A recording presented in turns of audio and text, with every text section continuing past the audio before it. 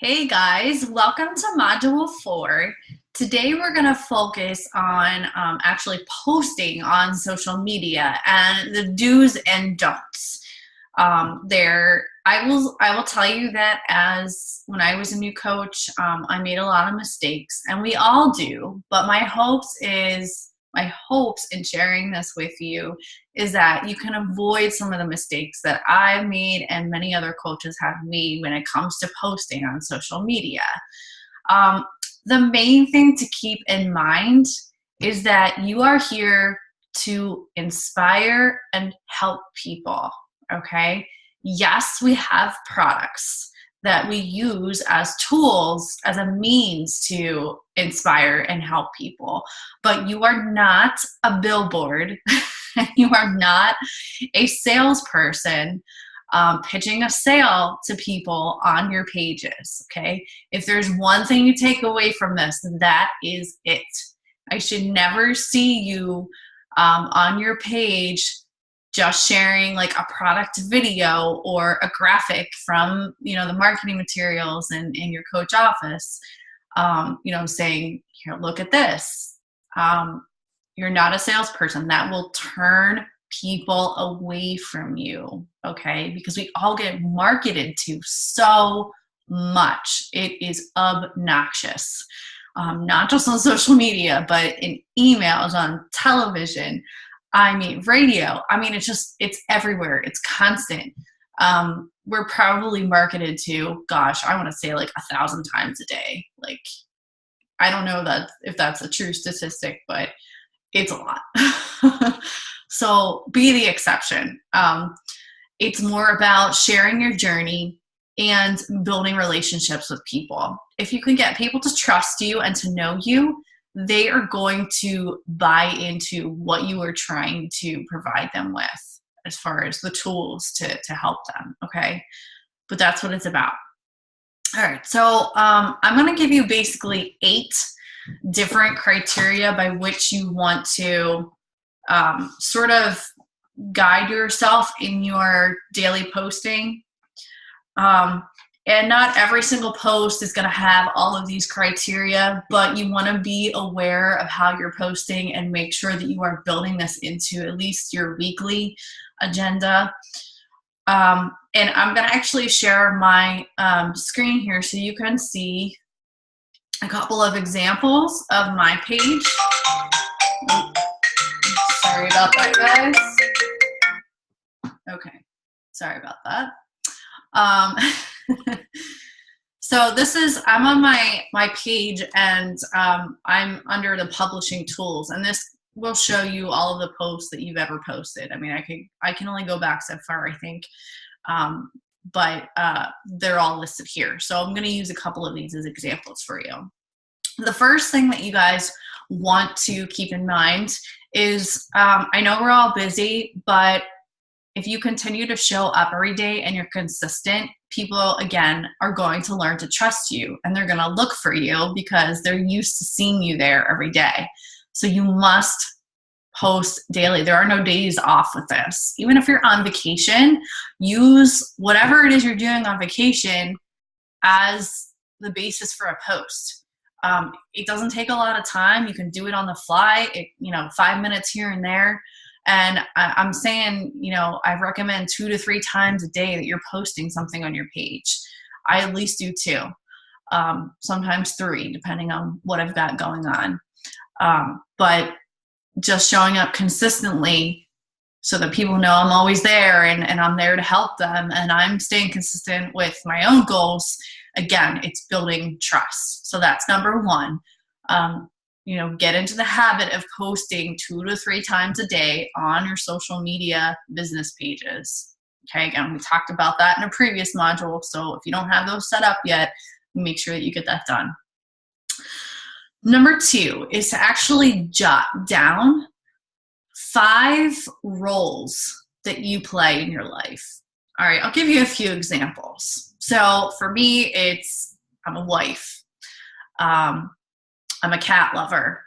I have a cat, Simba, if you haven't seen him yet in any of the videos. I'm surprised he's not sitting here next to me. I have a full-time job as a financial advisor. And then I'd say I'm also a motivator or inspirational leader. And I'm a huge Disney nerd. So those are just 5 examples. You may be a parent. I'm not yet there. That could be something, or, whatever roles that you play in your life. And the reason that's important is because if you truly want to show who you are as a person, well-rounded, you're going to need to incorporate all of those different roles into your posting. Okay. So every once in a while, I'll talk about how, I'm on the road being a financial advisor, meeting with clients, but I have my lunch packed so that I ensure that I'm not going to stop at the fast food joint down the road, things like that. There's always ways to incorporate health and fitness into your daily life and into a post. All right. So think about what those 5 titles are, or 5 roles are for you, and write those down and write them somewhere that you're going to see every day as a reminder. So when you go to post something, you're somehow incorporating one of those things into your posting. Okay. So let's see if I can give you an example of that. Again, this only goes back so far.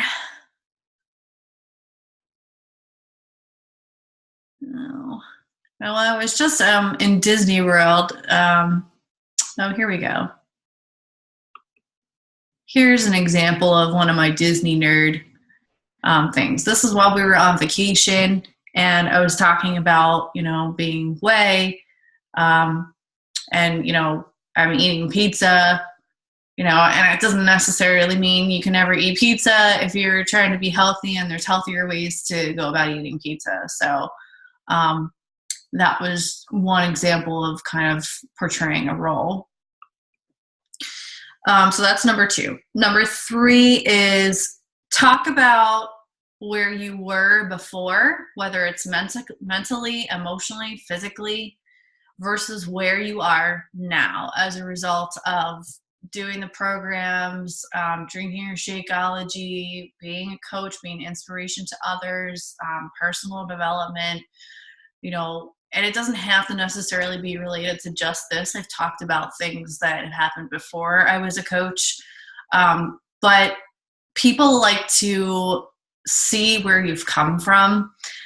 They don't want to know, they don't want you to show them like the perfect version of yourself. People are going to relate to you more if you're talking about the struggles that you've gone through. And it all comes down to what you're comfortable with talking about. I will say, as a new coach, you're probably going to be a little leery of sharing some personal things. And I totally get that. It's something you can build up to over time. But let me show you an example of that. Where is it? Somewhere there is a picture of me as a little kid. There it is. So I found this picture of me on a swing when I was, I don't know how old I was there, probably 2, 3 maybe. And I talked about, back when I was a kid and how I used to play outside every day. And I kind of related this to how, kids today don't seem to be quite as active as I was. And, I'm offering them a solution, an opportunity to join a group with me that is focused on helping families get fit together. All right, so that's not quite as much of a struggle. I'm trying to think. There was another one that I did recently. Oh, where is it? This is a good example of that. So here I talked about, each of us individually having the power to change our own circumstances. I apologize. My freaking phone is blowing up today. And I related it back to, a time where I was at an all-time low and kind of what I was going through, how I was feeling, and how I turned things around, and that it was all me. that did that. And then I understand sometimes it's really hard to go it alone and do it all yourself. So it helps to have like a cheerleader. So again, I'm sharing an experience that I had, how I overcame the struggle, how I can be that person that can help you overcome the struggle if you're willing. And then again, inviting them to join me in the journey. All right, so that's a better example of that. All right, so that was number 3. Number 4 is to lead with a question and ask for engagement on your posts. Okay, so let's see. Where's a good one about that? Oh, this one. All right, so I was trying to be a little humorous here and asking them kind of a funny question to start. All right, you're more likely to get comments and likes if you're asking people a question. Okay. Other ways to go about this is to ask opinions. I've done posts where, let's see if I can give you an example. The one that did really well recently related to Halloween was, which of these is your favorite candy bar? And I had like a picture of 10 different candy bars. So asking them to comment, the number corresponding with the candy bar, that one blew up. Okay, so yes, that's not related to health and fitness because it's not healthy. But when people engage on your posts, it brings your future posts up in their news feed more often. And if they comment on your post and then you comment back to their comment and tag their name in it, it brings it to all their friends' news feeds too. Okay. So it's just a way for you to build a following by just asking them to engage with you. So they know you're a real person and you're not just some robot posting things. And sometimes, you can see in this one, I told them drop a 1 below if this is your kids, or 2 below if it's you or your spouse. So again, I'm giving them a specific way to engage with this. Number 5 is to create curiosity and value, but do not talk about product. Okay, I already went over this in the beginning, but I can't stress this hard enough. Okay, you don't want to be on your page always saying, "Oh, here I am with my Shakeology again." It gets old and people immediately get turned off. Okay, that's not the way to go about it. So here's a way to talk about the product without naming it or going overboard on like what it is. It's more about what it's doing for me, and then inviting them to learn more. Okay, so let's see if I can give you an example here. Let's see, I think this might be a good one. All right, so this is just a video of my husband and I working out one day. Hold on. There we go. That's a better view. And I was talking about how workouts are more fun when you do it with a partner, basically. I talk about how it helps with motivation, gives you some accountability. It helps bring people together, connect a little bit more. And then I just ask them, like, is this something you want for your family? Do you want your family to be active together? So ask me about my Partners Challenge group coming up in November. Okay, I didn't say anything about what program it is. I didn't say anything about them having to buy something. Nothing. Okay, it's just ask me for information if you want to join this Partners Challenge. Okay, you can talk to them about all the details later in private, but that's after you developed, some relationship with them and you've kind of gone back and forth on like, where are you from? What do you do? Who's in your family? What are you struggling with most? What do you hope to accomplish? There's a whole conversation that's going to go on before you even talk about a product with somebody. Again, if they feel like you care enough to get to know them, they're more likely to purchase something from you. All right. So that's a good example of that. And that was what, number 5? Yes. Number 6 is figure out who you are speaking to. All right. So what I mean by that is the goal of this page is not for you to get as many followers as possible and to connect with every single person that you know. Okay. The goal is to find your niche market. Who do you specifically want to work with? And usually it's somebody who's like you, because if they're like you, you're going to understand how their minds work and you're going to work better together. Okay. So when you're crafting your post, you want to have a specific person in mind that you are talking to, like they're your best friend. And it's just going to come across more targeted and it's going to speak to the people that you want to attract. All right. So let me see if I can give you an example on that.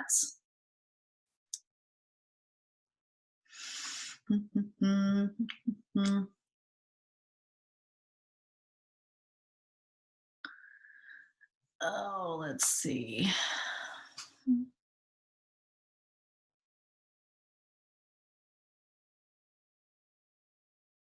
All right.